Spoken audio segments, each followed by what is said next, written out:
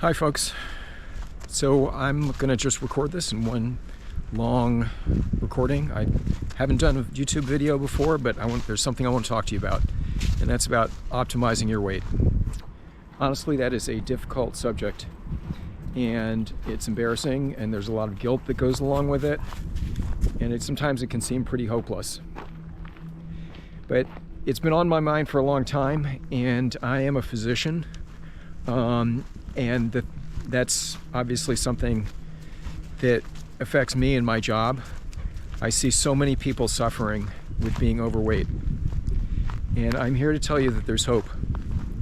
My qualifications for coming to you today and talking about optimizing your weight are, I have a medical degree. I'm a physician, and that's not the main not my main qualification. I've taken some coursework in nutrition. Thought that'd be interesting, and I did, and that was interesting. But but that doesn't qualify me. The thing that qualifies me to talk to you today about weight loss and about optimizing your weight is that I've done it. And about 3 years ago, I lost about 35-40 pounds. Not as much as some people need to lose, but I did it. I kept it off, and I've maintained my optimal weight since then. And I'm here to tell you that it's not only possible, it's not easy, but it is definitely doable. And if you're motivated and you want to lose weight, you want to get to your optimal weight, your best weight, be the best self that you can be, then I'm here to tell you that there's hope. It can be done, and there's a way to do it, a step-by-step way to do it. It does not involve Ozempic or any of the weight loss drugs. There's no magic trick that you'll see from the internet clickbait. There is a step-by-step process that just works. And I'm here to talk to you about how I did it and how you can do it too. That's all. Honestly, the first thing that you got to do if you want to optimize your weight and get to the best weight you can be is to decide to do it. And that means that you got to think about it, and you got to think whether you're willing to make some changes in the way you eat, in the way your lifestyle is. But if you're willing to make some changes, you can do it, and you can feel great. There's so many reasons to lose weight, and get your optimal weight and maintain it. The best one is just that you feel so great about yourself, and you feel healthy. You're happier. You're not tired all the time. People will tell you how great you look, and you'll feel great about yourself. Medically, a lot of the problems that you have health-wise can go away. You have less inflammation in your body. Your blood sugar will be better. If you have a diabetes, you can actually cure your type 2 diabetes by optimizing your weight. Your joints will feel better. You're just going to feel better and be happier. The first step is just deciding. You got to decide, I'm going to do it, and darn it, whatever it takes, then I'm going to get to my optimal weight. And you have to tell yourself you're going to begin that journey. And don't do that lightly. Something really has to click, and you have to really pick a date and say, I'm going to do it. The next thing you should do is get the support of your family, and your friends, and tell them, I have this problem with my weight, and I want to be the best that I can be in terms of optimal weight and feel healthier and happier, and I want your support. Part of that means that they won't offer you seconds. Part of that means that they'll support you in your journey, and whether you're succeeding or not succeeding yet, then you're still gonna, they're still with you on that journey. The next thing is, once you've decided that you're gonna do it, and you've got the support of your family and friends, you want to start measuring where you are and measuring progress. When I started doing it, I had an event where I realized I was just had too much belly fat. I coughed, and I had tremendous back pain. And it just happened all of a sudden, and it hurt so much. I think I felt like I slipped a disc or something, and I realized it was because I had all this belly fat, and I don't know if it was pressing against a disc or something, but it was just terrible. And that motivated me to lose weight, and I entered what I called my weight free fall phase. And that's where I decided no matter what, I'm going to lose weight, and it's just going to happen. And every morning I weighed myself, and you weigh yourself after you pee. That gives you your most stable measure of your body weight, because it doesn't depend on, you know, it's kind of evens things out when you've slept. And do it with the same clothes on or no clothes or whatever you want to do, but each time so that you're really being consistent. If you can't measure it, you can't manage it. So every day you got to weigh yourself with a digital scale, and you know, a decent quality one. You don't have to spend a lot of money, but get a decent one, and then weigh yourself every day, every morning at the same time after you pee. The next thing is eat 3 meals a day. Don't try to skip meals, because it just makes you hungry, and then you do dumb things like eating a lot of snacks, or just not, you know, getting to your next meal and eating like crazy because you think you can. You can't. Eat 3 meals a day: breakfast, lunch, dinner. And but the thing about when you eat is you got to control your portions, and this is absolutely key. Portion control is number one. Like, you have to realize that the American portions that we see, like in a restaurant or in most homes, are huge. They are way more than what they should be.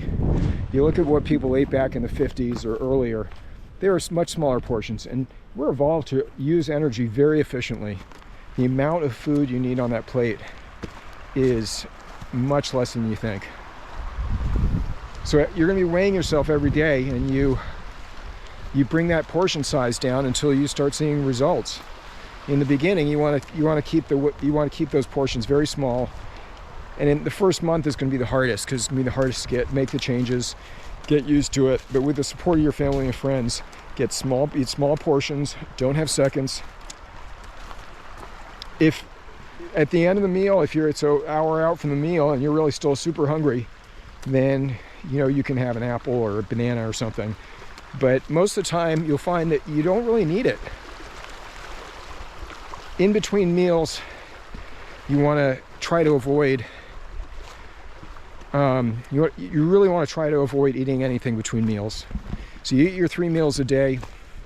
I learned this from the Europeans. Like, you don't snack. This whole thing about, like, if you're hungry, here's a nice snack for you. Don't do that. You're meant to be hungry before your meal. So about an hour to an hour and a half before your meal, you're going to start feeling hungry, and that's okay. If I find that a cup of coffee helps. You may be hungry, but do other things. Get your mind on other things, and don't snack between meals. That really is what is going to raise your calorie count, and you're going to gain weight. When you eat food, don't eat engineered industrial products. When you eat things that are packaged up, with silver wrapping or in a cardboard box, most of the time, those aren't food. Food is things. Steak is a food, right? Beef, fish, like a piece of salmon. Salad, that's a food. You notice how these have like short names? It's not monosodium dihydrate or glutamate or whatever. You want food. You want things that are not engineered. And you can look at that ingredients list, and it should be short, and it should be real things. So you don't want to eat engineered products. The goal of the food industry is to sell you things. They make money by you buying things. So if it tastes good and you want more of it, they make you more hungry, then you're gonna buy more, and they'll make more money. There's no shame in that. I mean, that's what they do, is they're companies. They want to make money. But you don't want them to make, that's not your goal, to make them money. Your goal is to eat well. And you can eat great food. Let me tell you, you should, you're going to eat small portions. So all of a sudden your food bill goes down. So you can eat a filet mignon, maybe a 4-ounce filet mignon instead of a 8-ounce. But now all of a sudden that filet mignon is going to be half the price, right? So you buy a 8-ounce filet mignon, and that'll you can have one for dinner and one for breakfast. So you can eat great, but you're going to be eating less, all right? I eat great food. I have salads, and I have steak and fish. You can tell I like steak. I have sausage in the morning, and eggs, and maple syrup, and all those things. But they're food. They're not industrial products. And I buy good food, and I eat less of it. And I probably spend a lot less on food than most people. Let's see here. When you eat, make sure you balance your meal. You want some you want the 4 food groups. 4 food groups I think of as, some carbohydrates like bread, rice, that kind of thing. And then protein, like you want some, meat, fish, chicken, that kind of thing. And then you also want some fats. If you don't eat fats, fats and proteins, those are what keep you from getting hungry before the next meal. And you don't want to eat a lot, too many carbohydrates where you're just kind of eating a lot of junk food. And then the 4th food group is something sweet. I eat dessert, a little bit of dessert after lunch and dinner. Just some little chocolate, or maybe a little bit of ice cream or something like that. And you can do that. You just have to eat less of it. And if you can get to figure out what that portion size is, you can lose weight. And then once you've achieved your optimal weight, you can stay at the weight you want to stay at. Get exercise every day. It's hard. I work hard. I see a lot of patients, do a lot of surgery, and it is hard, like finding the time for exercise, especially when the weather's bad. Maybe it's winter and it gets dark early. But get something in your house where you can exercise. I have a bike in the basement, and I'll ride it, watch some YouTube videos or something. And you need to, if you can get some exercise, then it's going to be much easier to lose weight. Like if you're sitting around at a desk job and you don't get exercise, you're basically at your basal metabolism, where you're only going to burn maybe 1,500 calories a day. And for you to lose weight like that, the amount that you can eat is very small, and you're going to be pretty hungry. But if you can exercise some, burn 200-300 calories even. Take the dog around for a walk. There's my dog. You go out, you have a great time, you get outside maybe, just even if it's 10 minutes, at least you're building the habits, and getting your body going and revving up your metabolism so that you burn a little bit more. And it's all a question of, it's ins and outs. If you are taking in more calories than you're burning, then you're going to gain weight. And if it's the opposite, you're going to lose weight. That's it. And people can tell you it's all kinds of other weird stuff, like what you're eating and blah blah blah, but that's the basic energy balance.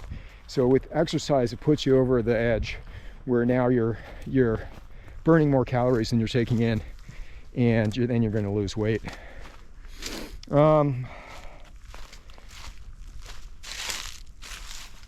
Get exercise that you enjoy. Like if you like playing golf, go out and play golf on the weekends.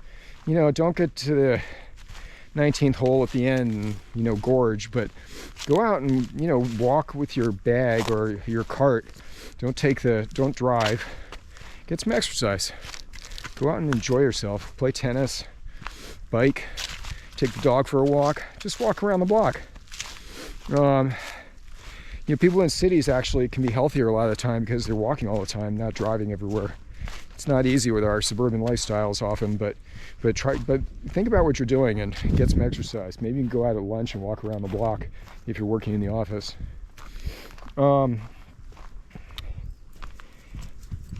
Restaurants, big danger. You go to a restaurant, their goal is for you to buy stuff.